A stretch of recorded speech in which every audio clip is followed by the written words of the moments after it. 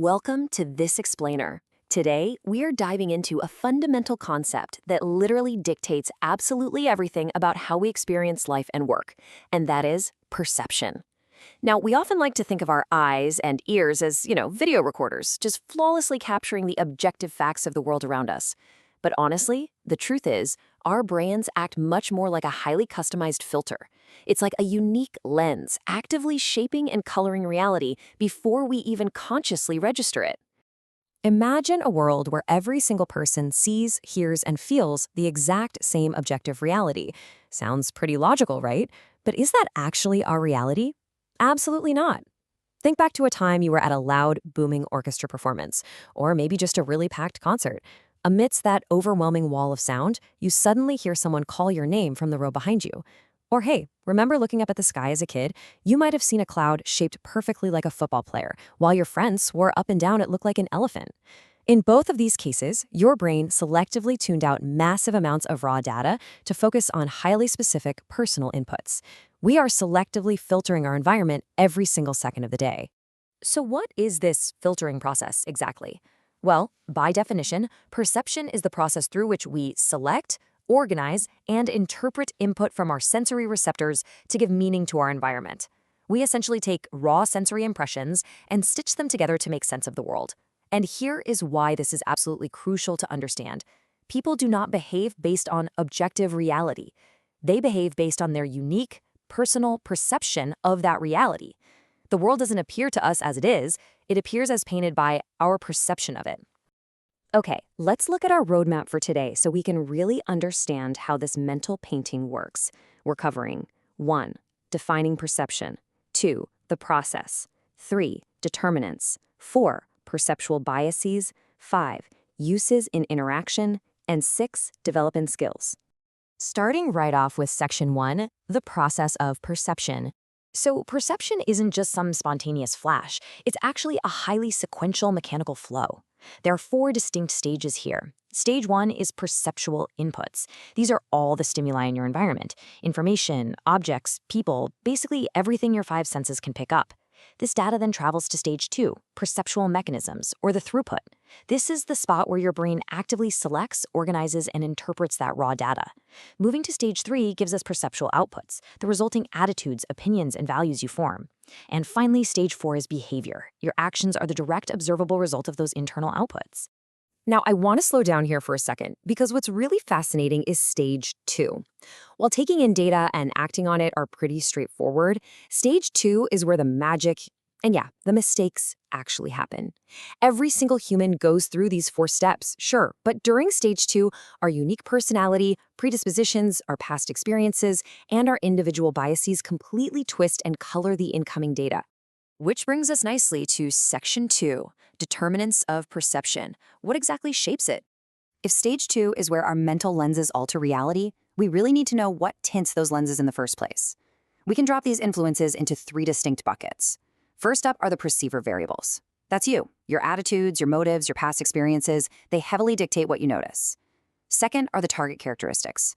That's the thing you are actually looking at. A target that's moving fast or is incredibly loud, like a blaring siren, completely hijacks your perception compared to, say, a quiet little desk plant. And finally, situational variables. The exact same person saying the exact same thing will be perceived entirely differently depending on the social context, the time of day, or the work setting.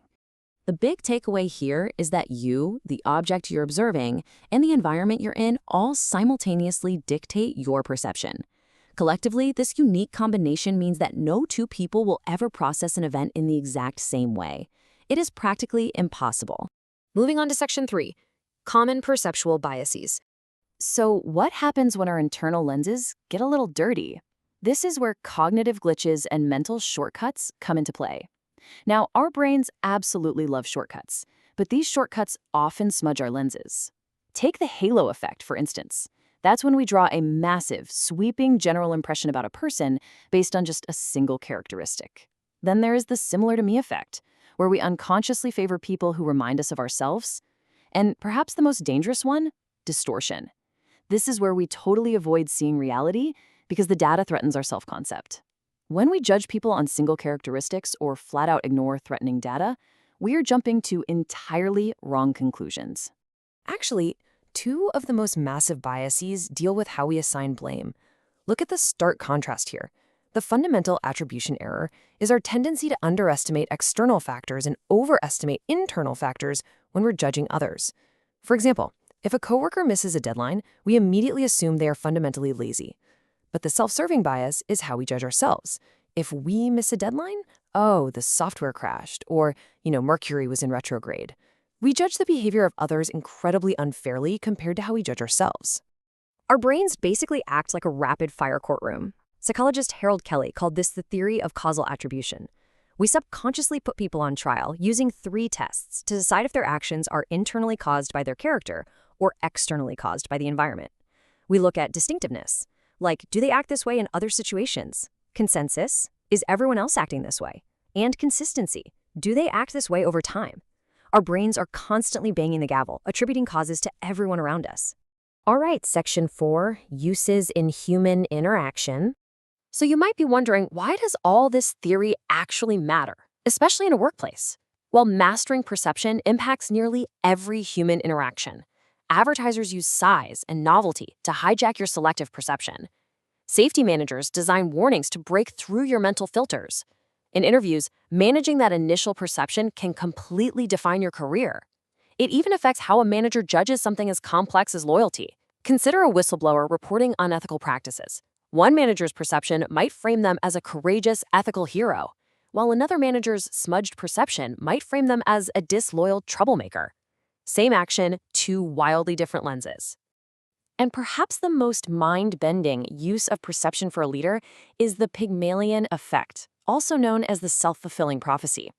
This states that when you hold a perception of someone, your resulting expectations actually cause that person to behave in ways that conform your original bias. If you genuinely expect high performance from a team and perceive them as highly capable, they will rise to that expectation. The power of human expectations on performance is just absolute. And finally, section 5, developing perceptual skills.